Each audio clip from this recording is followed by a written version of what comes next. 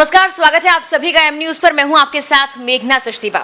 कहने के लिए राजनीति एक समाज सेवा है, हालांकि इस पर कितने लोग चलते हैं यह आप और हम भली भांति जानते हैं। हालांकि एक चेहरा ऐसा है जो लगातार समाज सेवा कर रहा है और राजनीति में भी अपना योगदान दे रहा है। नाम है डॉक्टर उदित राज। बहुत सारे डेजिग्नेशन इनकी है, उस पर आगे बात करेंगे, लेकिन मैं चाहती हूं कि डॉक्टर उदित राज पहले खुद अपना परिचय दें कि कैसे वो राजनीति और समाज सेवा के क्षेत्र में फिलहाल काम कर रहे हैं। सर, बहुत बहुत स्वागत है एम न्यूज पर आपका। धन्यवाद। गांव प्रयागराज में है, इलाहाबाद में इंटर तक पढ़ाई वहाँ किया। उसके बाद में जेएनयू आया। आर्थिक स्थिति ठीक नहीं रही तो नौकरी करना पड़ा। इंडियन रेवेन्यू सर्विस में आया और एडिशनल कमिश्नर इनकम टैक्स के पोस्ट से इस्तीफा दिया। इंडियन जस्टिस पार्टी बनाई और फिर 2014 में बीजेपी में शामिल हुआ, सांसद हुआ और 2019 में कांग्रेस में शामिल हुआ। उसके बाद मैं राष्ट्रीय प्रवक्ता बना। एक तो यह है, दूसरा जो 97 से अनुसूचित जाति जनजाति परिसंघ जो कर्मचारियों अधिकारियों का संगठन है उसका राष्ट्रीय अध्यक्ष हूँ। परिसंघ जो पूरे देश में फैला हुआ है, वो आरक्षण की लड़ाई, संविधान लागू कराने की लड़ाई, समाज सुधार की लड़ाई और जाति विहीन समाज बनाने की लड़ाई लड़ रहा हूँ। तो यही एक छोटा सा परिचय है। अभी खोरी गांव में 10,000 से ज़्यादा घर हैं और आबादी लगभग 1 लाख से ज़्यादा होगी और उनको उजाड़ा जा रहा है। 1970 से बसना शुरू किए हैं और मुरादाबाद और तमाम जगहों से लोग अपना छोटा मोटा ज़मीन जायदाद बेच करके, कर्ज ले करके ज़मीन खरीदा यहाँ पर, फिर बसने लगे। फिर बिजली का कनेक्शन भी दिया गया, वहाँ पर वोटर आई कार्ड भी बने, आधार कार्ड भी बने और प्राइम मिनिस्टर उदय योजना भी वहाँ पर लागू हुई। उसके बाद में इनको वहाँ से उजाड़ा जा रहा है और कहा जाता है कि फॉरेस्ट की जगह है। अगर फॉरेस्ट की जगह है तो इतने दिनों तक 50 साल तक बसने क्यों दिया गया? फॉरेस्ट अधिकारियों के खिलाफ एक्शन क्यों नहीं किया जाता है? एक बात। दूसरी बात है कि इनको कहीं वैकल्पिक व्यवस्था तो किया जाना चाहिए। अगर देश में कोई धरती पर कोई जन्म लिया है तो उसको रहने का अधिकार तो होना चाहिए। चूँकि मोदी सरकार और आपका खट्टर सरकार गरीब विरोधी हैं और दलित विरोधी हैं और इनको आम जनता से कोई लेना देना नहीं। अडानी अंबानी को आगे बढ़ा रहे हैं और उनको वो फल फूल रहे हैं। तो इनके लिए गरीब जनता, तो आम जनता कीड़े मकोड़े है। तो उस लड़ाई में थोड़ा मेरा भी योगदान है। हालांकि बहुत अंत में मैं जुड़ा हुआ हूँ, जब सब कुछ खत्म ही लगभग हो चुका है और सुप्रीम कोर्ट का फैसला आ चुका है। तो तब आए हैं, कोशिश कर रहे हैं बचाने की। देखते हैं कि कितना हो सकता। मीनू वर्मा और संजय राज 2 बड़े कार्यकर्ता लगे हुए हैं, रात दिन लगे हुए हैं। देखना है कि कितना हम सफल हो पाते हैं। लेकिन हम प्रधानमंत्री जी से और खट्टर जी से अपील करना चाहते हैं कि बहुत बड़ा मानवता का सवाल है और इस गर्मी में इनको उजाड़ना और महीनों से बिजली और पानी का कनेक्शन काटना, जानवर की तरह ज़िंदगी जी रहे हैं। तो ये क्या शत्रु देश के लोग हैं? तो इस पर ध्यान देना चाहिए। सर, यहाँ पर आप खोरी गांव के लिए प्रदर्शन कर रहे हैं, आपको डिटेन किया गया और दूसरी जगहों पर कांग्रेस की और तमाम कार्यकर्ता बढ़ती महंगाई और तमाम ऐसे मुद्दे हैं जिनको लेकर आम जनता काफी परेशान है, उनको लेकर प्रदर्शन कर रहे हैं और वहां उन्हें डिटेन किया जा रहा है।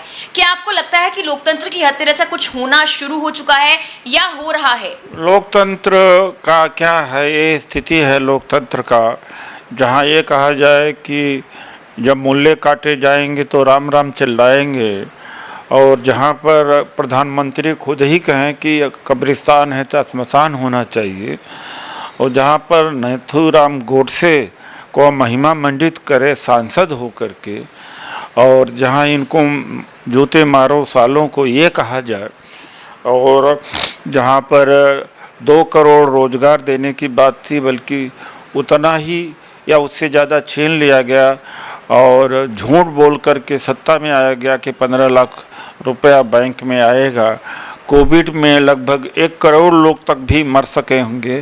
साल भर में सरकार ऑक्सीजन तक नहीं दे पाई। इवेंट मैनेजमेंट करती है, 21 जून को टीका ज़्यादा लगा के उसके पहले रोक रखा था स्टॉक, और उसके बाद में भी कम किया। तो सब चीज़ का event management, media management, heading management से चल रहा है, और जनता को हिंदू और मुसलमान के बीच में बांट दिया गया है और लोग साफ साफ देख नहीं पा रहे हैं चीज़ें। तो ये स्थिति है। तो देश की तो हालत बहुत ज़्यादा ख़राब है। और सर, आपका जो संघर्ष है 2014 से पहले एक अपनी पार्टी का संघर्ष रहा, लेकिन 2014 में आपने बीजेपी जब ज्वाइन की थी तब ये कहा जा रहा है कि आपकी तरफ से ये बयान दिया गया कि कहीं ना कहीं दलितों का विकास बीजेपी करेगी। उसके बाद 2014 से 19 आप बीजेपी में रहे, फिर आपने कांग्रेस ज्वाइन की। तो ये जो टाइम आपने बीजेपी के साथ गुजारा, क्या आपको लगा कि उस वक्त दलितों पर ध्यान देना चाहिए था, पिछड़े वर्गों पर ध्यान देना चाहिए था? धोखा दिया उन्होंने। जब मैं ज्वाइन कर रहा था तो ये बात थी कि निजी क्षेत्र में आरक्षण देंगे, मेरा स्टेटमेंट है प्रेस के सामने। उसके बाद में निजी क्षेत्र में आरक्षण क्या देना, बल्कि गवर्नमेंट विभाग और पीएसयूज का, शिक्षण संस्थाओं का निजीकरण करके और नुकसान करना शुरू किया। तो इसीलिए मैं इनके खिलाफ शुरू से ही खड़ा हो गया था। और खड़ा होने का मतलब ये था कि कोई हमने गलत नहीं किया है, बल्कि मेरा यह एहसान था। उस समय इन्हें नहीं पता था कि अपने बूते पर सरकार बना लेंगे। इस समय कर्ज थी, मेरे घर पर चल कर के आए ये लोग, घर पर चल कर के आए और कहा कि हम आपको लड़ाना चाहते हैं। तो उस समय इनको दलित वोट की दरकार थी, ज़रूरत थी। जब एक बार संभल गए, सत्ता में आ गए, तब धोखा दे दिया।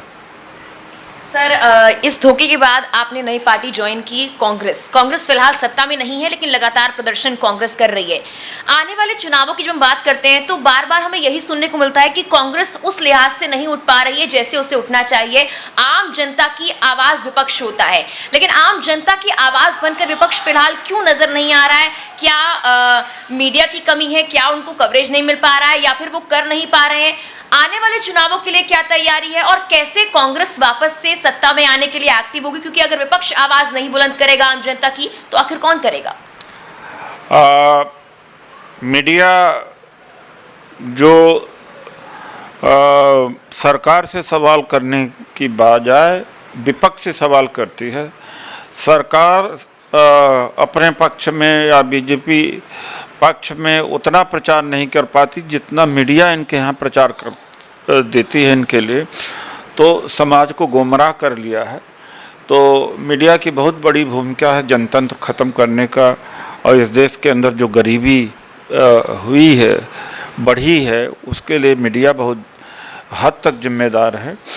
और इस तरह से यह देश ख़त्म होता नज़र आ रहा है।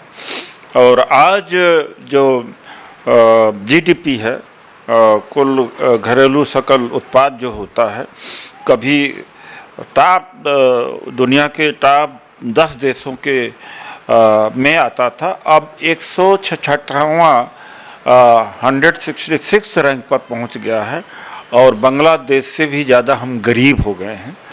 तो इसमें मीडिया का योगदान है। अगर 50-60 लाख से ज़्यादा लोग जो मरे हैं, इसमें मीडिया का योगदान है। अगर सवाल किया होता मोदी जी से, आज तक मोदी जी से पर कोई सवाल नहीं किया, कभी कोई विषय नहीं रखा गया मोदी जी के ऊपर कि 15 लाख का क्या हुआ, 2 करोड़ का क्या हुआ, 100 स्मार्ट सिटी का क्या हुआ, काले धन वाला क्या हुआ, 2022 में सबको मकान मिल जाएगा क्या हुआ, किसानों का इनकम 2 गुनी हो जाएगी, उस पर क्या हुआ, आज तक कभी चर्चा ही नहीं है। तो इस देश का ये मीडिया है नहीं, पत्रकार तक पिट रहे हैं तो भी मीडिया वाले चुप हैं।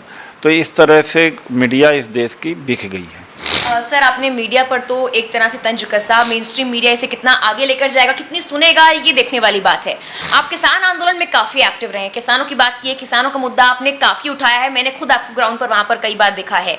लेकिन उस दौरान आप वहां पर थे और अब काफी वक्त बीत चुका है, अब भी किसानों का कोई जो मुद्दा है वो सुलझ नहीं पाया है। क्या सरकार इतने महीने के बाद भी देश के अन्नदाता की सुन नहीं रही है, और अगर नहीं सुन रही तो परिणाम क्या हो सकते हैं? देखिए, ऐसा है कि किसानों के साथ बड़ा अन्याय हो रहा है, चूँकि अडानी को एक कृषि सेक्टर में ले आ करके पूरे देश को गुलाम बनाना चाहते हैं। आज जो आटा 30 रुपये या 40 रुपये किलो है, जब ये तीनों कानून लागू हो जाएंगे, MSP नहीं रहेगी, तो 150 रुपये या 100 रुपये किलो भी आटा बिक सकता है।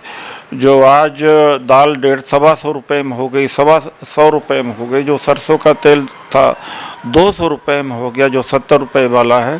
तो आटे के साथ भी यही हुआ कि तो किसान केवल अपनी लड़ाई नहीं लड़ रहा, बल्कि पूरे देश की लड़ाई लड़ रहा, आम जनता की लड़ाई लड़ रहा है, और आम जनता को समझना चाहिए इसको।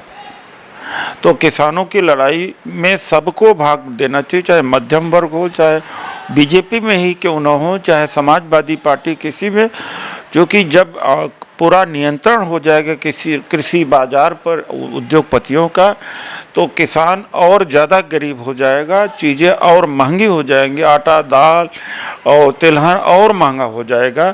तो किसान की लड़ाई तो पूरे देश की लड़ाई है। बिल्कुल सर, आपने सही कहा, किसान की लड़ाई पूरे देश की लड़ाई है। सर, दो चीजें जो फिलहाल खबरों में काफी ज्यादा बनी हुई हैं वो ये हैं, एक तो कैबिनेट का फेरबदल हुआ है, और दूसरी बात जनसंख्या नियंत्रण कानून लाया जा रहा है। इन दोनों ही चीजों को लेकर आपने ट्वीट किया है, मैं आपके विचार इन पर जानना चाहूंगी।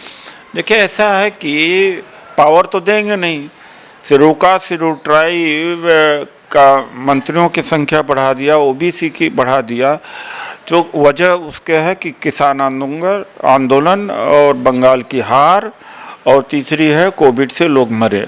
तो जनता के गुस्सा के लिए अब इन्होंने राम मंदिर के ऊपर भरोसा नहीं रहा, ज़्यादा भरोसा जाति समीकरण पर कर रहे हैं। और इस तरह से मंत्री बना करके टेलीविज़न पर, अखबारों में और खुद के इनके वक्ताओं के द्वारा नाम लिया जा रहा है कि ये तो धोबी है, तो ये पासी है, ये बघेल है, ये कुर्मी है, यानी प्रचार कर रहे हैं। जो BJP RSS कभी ये कहते थे कि अरे जाति तो बीते हुए दिनों की बात है, सब हिंदू हैं, सब हिंदू हैं, और जाति का नाम लेते ही एक मतलब है कि उछल जाते थे। लेकिन अब देखा जा रहा है कि जाति का ही सहारा लिया है, तो जाति की आइडेंटिटी देकर के वोट लेना चाहते हैं, उनका सशक्तिकरण नहीं करेंगे। सर, आप all India confederation for SC/ST के नेशनल चेयरमैन हैं, और लगातार आपका संघर्ष जारी रहा है, चाहे वो खोरी गांव हो, तमाम और पिछड़े वर्ग हो, उनके लिए आपका संघर्ष जारी रहा है। मेरा आखिरी सवाल ये है, क्या कांग्रेस में आने के बाद आपको लगता है आप खुलकर उन लोगों के लिए काम कर पा रहे हैं? सत्ता आए या फिर ना आए कांग्रेस की, लेकिन कांग्रेस में रहकर क्या आपको वो फ्रीडम मिल पा रही है? हाँ, वो फ्रीडम कांग्रेस में है और BJP में नहीं थी, लेकिन मैं अपनी बात बोल देता था, रुका नहीं कभी। जब भारत बंद 2 अप्रैल 2018 को हुआ था, तो उसकी प्रथम पंक्ति में था, बल्कि मैं उसका नेतृत्व किया था। तो लेकिन कांग्रेस में पहले भी जाना चाहता था, जिसके वजह से नहीं हो पाया। और लेकिन अब हम सही जगह पे हैं, और सत्ता में आए या न आए उसका कोई मुझे दरकार नहीं।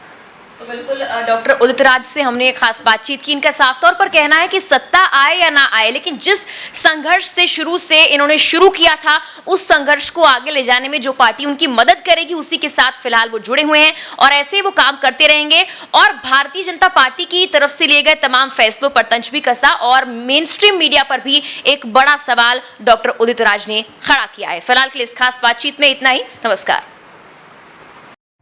If you like this video, hit the like button and press the bell icon to never miss an update from M News.